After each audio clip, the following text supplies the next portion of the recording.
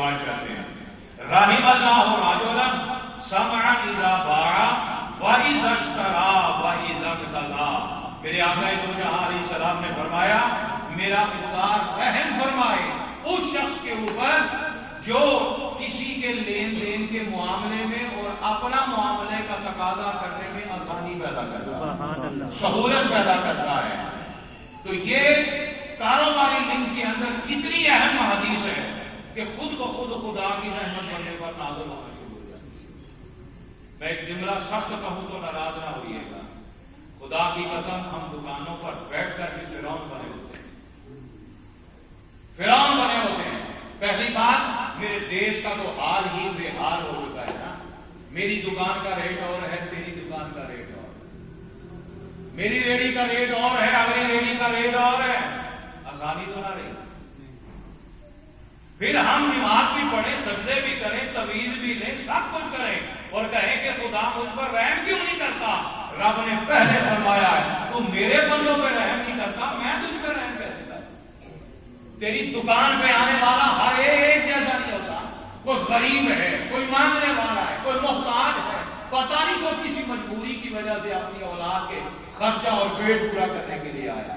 کتنے ایسے گاہک ہوں گے جو ساتھ والے سے قرض لے کر فقط اس لیے آئے ہیں کہ میرے بچے کے لیے روٹی دے. لیکن میں نے کبھی اپنے ریٹ میں کمی کی ہے؟ میں نے کسی کے حالات پر نظر کی ہے؟ اب حضور کے یہ لفظ یاد کر لینا. اور یہ اس لیے بتا رہا ہوں آج کے بعد نہ کبھی خانقاہ میں، نہ مدینہ منورہ، نہ تیرے دیش کا دادا علی حجویری کسی سے جا کر یہ توقع نہ کرنا کہ خدا مجھ پر رحم فرما دے.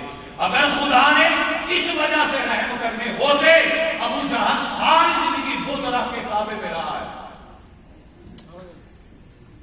ساری زندگی کعبے میں رہا ہے. کیوں نہیں خدا نے رحم کر دیا؟ کیونکہ اس کے اندر انسانیت کا رحم نہیں تھا، اس کے اندر درد دل نہیں تھا، لوگوں میں آسانی نہیں تھی. اور مجھے اپنے استاد کی بات یاد آتی ہے اور کہنے لگے، حدیث پڑھاتے ہوئے کہنے لگے اللہ کی عزت کی قسم ابو جہل کے دل میں اگر تھوڑی سی بھی نرمی ہوتی نا تو شاید خدا مرنے سے پہلے اسے کلمہ نصیب کر دیتا. اور خدا کلمہ نصیب کر دیتا تو یہ بھی اس کی بہت بڑی کیا ہونی تھی؟ رحمت. کیا رحمت ہونی تھی. دل اپنے سخت ہو اور اوپر سے ہم توجہ طلب کریں کہ مولا ہم پر رحم فرما دے. تو اللہ کی رحمت کا لینے کے لیے کاربٹ سے مفت کی رحمت لینے کا پہلا سبب کیا ہے؟ بولیے، اوروں میں آسانی پیدا، لوگوں میں آسانی پیدا. اور آسانی کیسے ہوتی ہے؟ کاروباری لحاظ سے ہر معاملے میں. رحم اللہ رجلا سمعا اذا باع واذا اشترى واذا اقتضى. جب تم لین دین کا معاملہ کرو کاروباری لحاظ سے یا اپنے مال کا تقاضا کرو جس نے تمہارا دینا ہو تو اپنی زبان میں، اپنے معاملات میں نرمی پیدا کر دو. اگر دینے والے کے پاس تیرے مطابق دینے کی استطاعت نہیں ہے تو جتنا ہے اس پر صبر کر. تو 12 روپے کی دے رہا ہے، اس کے پاس 10 روپے ہے، تو 10 دے. تجھے تو 2-4 روپے پھر بھی فائدہ ہو ہی رہا ہوگا نا. 5 کی خرید کر بہت مشکل ہے کہ کوئی 6 کی بھی دیتا ہو. وہ 10 بھی 12-20 روپے اوپر رکھ کے ہی سودا بیچا جاتا ہے. اگر کسی کے اوپر 2 روپے آپ نے مطالبے سے چھوڑ دیے جائیں، 5 بھی چھوڑ دیے جائیں، کون سا پہاڑ گرنے لگا. لیکن کیا کسی کے سر پہ جوں رینگتی ہے؟ بڑے بڑے ایسے دجال بھی دیکھے ہیں غریبوں کو دھتکارتے ہوئے، چل پیسے لے کے آپ پورے پھیر دے. کس طرح خدا کی رحمت مجھ پر آ جائے. وہ غوث پاک کی بات یاد کیا کرو. جب پوچھا تھا کہ میں رب کی راہ میں کتنا دوں تو آپ نے فرمایا حیا کر، رب تیرا حق تجھے دے کر دیتا ہے. رب نے تجھے کبھی مستحق سمجھ کے دیا ہے. کتنی چیزوں کا تو مستحق نہیں ہے، رب پھر بھی تجھے دے رہا ہے.